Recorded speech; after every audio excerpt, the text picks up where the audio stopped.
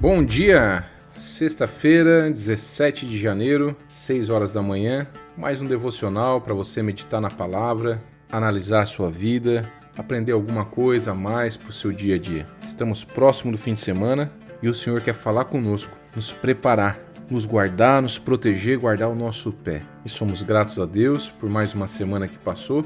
Pela sua bondade nós chegamos até aqui. Totalmente misericórdia de Deus. Provérbios 11, ele começa dizendo que o Senhor detesta quem usa balanças desonestas, mas gosta de quem usa os pesos justos. O exemplo que ele usou da época era o exemplo dos mercadores, que eram mercadores corruptos, que eles utilizavam pesos diferentes na hora da compra e na hora da venda. Quando eles iam comprar alguma coisa de alguém, o peso era mais pesado, para eles conseguirem pegar mais produto da pessoa que estava vendendo. Então, eram 2 pratos colocados na balança, um do lado e o produto, no outro o peso, que equilibrava. E aí, quando eles iam vender, esse peso eles colocavam mais leve. Para quê? Para que o consumidor, quando fosse pegar os seus produtos, levasse menos produto do que estava pegando. Então, olha o nível da situação aqui. Eles ganhavam 2 vezes de forma desonesta, na compra e na venda. E o Senhor não se agrada disso. Então nós temos que ter cuidado nas nossas negociações, no dia a dia, cuidado com as pequenas mentiras para tirar uma vantagem, um desconto. Sabe aquele choro? O limite do choro é até onde a verdade vai. Se teve que usar falta de verdade, mentira, algum argumento errado para você se favorecer na compra ou na venda, o Senhor detesta, porque é balança desonesta. Talvez no teu dia a dia, no trabalho, nas tuas negociações, nas conversas com as pessoas, lá nas suas ofertas, lá no seu dízimo, talvez você tenha colocado na balança do outro lado um peso diferente para tirar uma vantagem. O Senhor detesta. Agora, quem usa o peso justo, o Senhor gosta. Então, quando for comprar algo, não esmague a pessoa até tirar o máximo de vantagem. Olhe para o produto e pague o preço justo. Olhe para o trabalho da pessoa, seja justo. O Senhor vai abençoar ela e vai abençoar você. Da mesma forma eu digo e aproveito, trazendo para o seu julgamento. Quando você for julgar algo, quando for resolver uma questão, não coloque um peso a mais ou a menos no lado que você já está tendencioso a favorecer. Seja alguém da tua família, seja algum amigo próximo de você, seja justo no julgamento. Não seja tendencioso. O Senhor detesta quem usa balança desonesta, mas Ele gosta de quem usa peso justo. Até porque o nosso Senhor, Ele é a justiça. Versículo 2 de Provérbios. Preste muita atenção nesse. Ele diz assim, quando vem a soberba, a desgraça não tarda. Preste atenção. Em outra versão diz que o orgulhoso será logo humilhado. Eu gosto muito dessa versão da NAA, que diz que quando vem a soberba, a desgraça não tarda a chegar. Porque ele mostra justamente, não só quando a gente fala de uma pessoa que tem uma vida soberba, mas a gente lê aqui quase como um ato soberbo, uma ação soberba.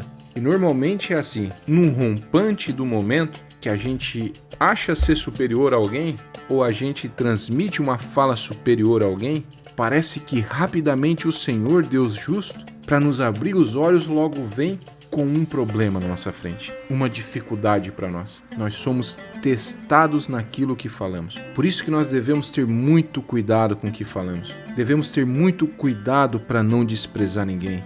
Meus amigos, a vida é sim uma montanha russa, a vida é uma roda gigante, você está lá em cima, daqui a pouco está lá embaixo. Essa é a realidade para todos. Então aquela pessoa que você hoje talvez agiu com muito ego, pode ser a pessoa que amanhã talvez vai estar te estendendo a mão para te ajudar.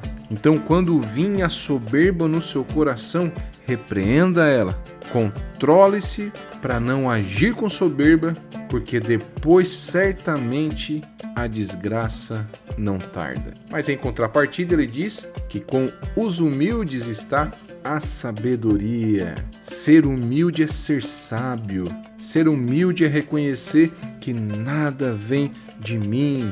Ser humilde é reconhecer que o Senhor é que me capacita, que nos negócios é Deus que me guia, que nos estudos é o Senhor que me esclarece, que no pastoreio é Deus que me direciona, que nas finanças, se não é Deus repreender o devorador e abençoar, abrir as comportas em cima de nós, nós não teríamos nada. Olhe bem para sua casa agora, olhe bem para cada um dos seus bens, olhe bem para o seu corpo, para a sua saúde, olhe para cada membro da tua família, tudo está aí, porque Deus concedeu.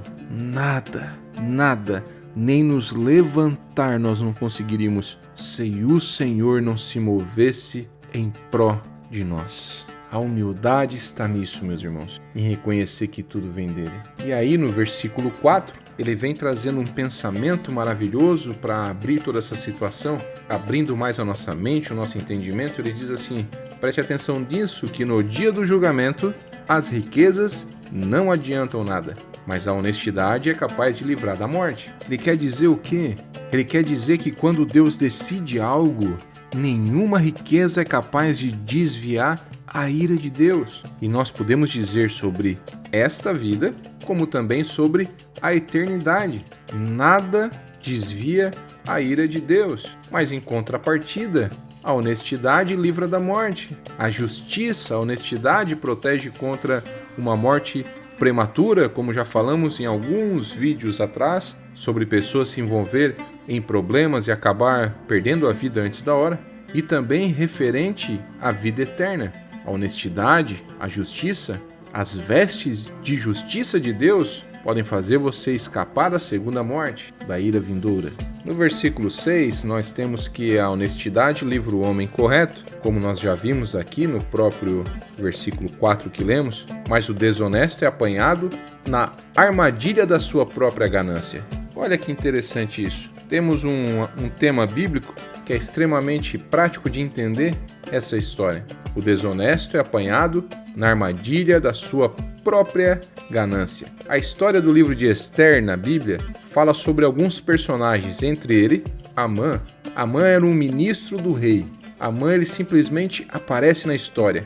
Com muito dinheiro, com muita riqueza, ele tinha uma posição elevada no reino, respeitado por todos, mas o seu orgulho tomou conta dele. Ele queria ser quase que adorado por todos. Todos deveriam se prostrar diante dele, afinal, ele era um ministro do rei. Mas um homem se recusa a fazer isso. Mordecai, além de se recusar, ele levava consigo a marca do judaísmo, era um judeu. De uma certa forma, havia uma oposição entre a vida de Amã e Mordecai. Os seus antepassados haviam confrontos. Mordecai era um judeu, vivia na Pérsia. Ele era um funcionário, ele trabalhava lá na corte do rei Assuero, não tinha essa posição de ministro que Amã tinha. Mas ele era tio de Esther. Esther, na história, até o momento, uma jovem judia, era uma jovem órfã, era criada por Mordecai. Até o momento era essa cena, mas Mordecai se recusa a se prostrar diante de Amã. Então Amã, esse homem poderoso, ministro do rei Assuero, tomado pelo seu ego, pela sua ganância de poder, resolve exterminar não só Amã, mas todos os judeus do reino. É a forma que ele pensou em se vingar de Mordecai. Amã vai até o rei, Amã convence o rei Assuero. Isso não é para a história de hoje, mas era um homem que não tinha nenhum pulso e nenhuma posição, porque nada ele tomava decisão por ele, sempre ia pelos outros. Então Amã, com seu poder, com seu dinheiro, com a sua posição, convence o rei a criar um decreto que todos os judeus fossem mortos em um único dia. Mas Esther chegou ao grado do rei, Esther vira rainha. Só que Esther era judia. Então Esther, que era sobrinha desse Mordecai que não se dobrava perante Amã, descobre a trama, toma coragem, entra na presença do rei correndo risco de morte e revela toda a conspiração de Amã, o ego, o soberbo. O rei fica furioso e ordenou que Amã fosse enforcado. E aqui se fecha essa história, esse trama, e você vai entender por que do versículo. Porque quando Amã decidiu que ia matar todos os judeus, para Mordecai ele resolveu fazer uma forca que fosse bem alta, uma forca que certamente todos poderiam ver ela de longe, porque ele queria envergonhar, ele queria humilhar Mordecai e o povo judeu. Mas o rei Quando ele vê a desonestidade de Amã, ele manda enforcar ele aonde? Na mesma forca que ele preparou para Mordecai. E aí nós lemos em Provérbios que o desonesto é apanhado na armadilha da sua própria ganância. Eu acho que é um bom texto para nós caminharmos para o final desse devocional de hoje e para nós ficarmos atentos de duas formas. Primeiro, para você ficar atento, muito atento. Cuidado com as armadilhas, cuidado com a sua mente, cuidado com o inimigo semeia na sua mente. Ele pode estar semeando ideias para você construir uma armadilha para alguém. Cuidado, porque você pode cair nela. Mas a segunda reflexão que temos aqui é a parte A do versículo 8, que diz que o homem honesto escapa da angústia. Eu estou aqui para te dizer que se há alguém criando uma armadilha para você, e se você é honesto, o Senhor se agradando de você, a mão do Senhor vai lhe proteger. E mesmo você não querendo ver, muitas vezes o Senhor deixa os nossos olhos contemplar que a forca que foi preparado para nós pelo nosso inimigo, o nosso inimigo acaba se encontrando nela. Então, fique tranquilo. Se estão agindo de forma errada com você, confia em Deus. Ora para Deus. Entrega para Deus. Que o Senhor, o Deus do céu, Ele vai lhe guardar. Amém? Vamos orar. Antes de orar, fica aquele pedido de sempre para você comentar, para você compartilhar, para você lembrar de orar por nós. Pegue o link, passe aí para algumas pessoas no WhatsApp. Quem sabe alguém está passando por problema hoje e está precisando ouvir essa mensagem. Então leve essa mensagem. Vamos orar. Pai, obrigado pela tua proteção. Obrigado, Pai, porque tu nos guarda, tu nos ajuda, tu nos fortalece. Obrigado pelas palavras que nós ouvimos aqui. Proteja-nos, Pai. Guarda-nos. Guarda-nos do homem mau, do pensamento mau. Guarda-nos nos planos malignos, Pai. Afasta de nós. Que o Senhor vá na nossa frente, porque nós não vamos hesitar, Senhor, em dizer que a vitória foi tua e não nossa, que a honra e a glória foi tua e não nossa. Olhe para nós com piedade e misericórdia. Olha para essas pessoas, Pai, que estão inscritas, olha para esses que estão comentando, que estão assistindo, compartilhando, que a tua graça esteja sobre eles. Eu rogo a tua bênção, Pai, sobre cada um deles, crendo, Senhor, na tua bênção, no teu milagre, na tua provisão. Nós te louvamos por tudo. Em nome de Jesus, amém.